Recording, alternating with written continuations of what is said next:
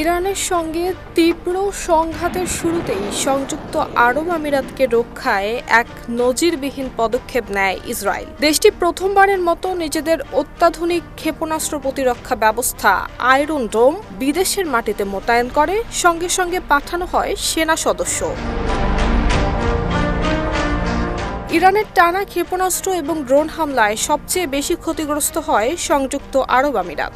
আমিরাতের তথ্য অনুযায়ী যুদ্ধ চলাকালে দেশটিতে প্রায় ৫৫০টি ক্ষেপণাস্ত্র এবং ২,০০০-এরও বেশি ড্রোন ছোড়ে ইরান। এই সংকটময় পরিস্থিতিতে আমিরাতের প্রেসিডেন্ট মোহাম্মদ বিন জায়েদ আল নাহিয়ান সরাসরি সহায়তা চান। পরবর্তীতে বেঞ্জামিন নেতানিয়াহু আয়রন ডোম মোতায়েনের নির্দেশ দেন। এই প্রতিরক্ষা ব্যবস্থা আকাশেই ডজনখানেক ক্ষেপণাস্ত্র ধ্বংস করতে সক্ষম হয় বলে জানানো হয়েছে।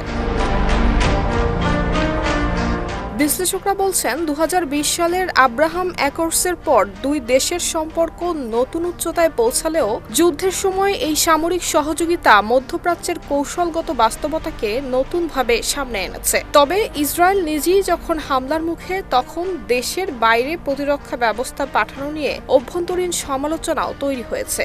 একই সঙ্গে আমিরাতের মাটিতে বিদেশি সেনার উপস্থিতি দেশটির রাজনীতিতে সংবেদনশীল ইস্যু হয়ে উঠতে পারে বলেও আশঙ্কা করা হচ্ছে।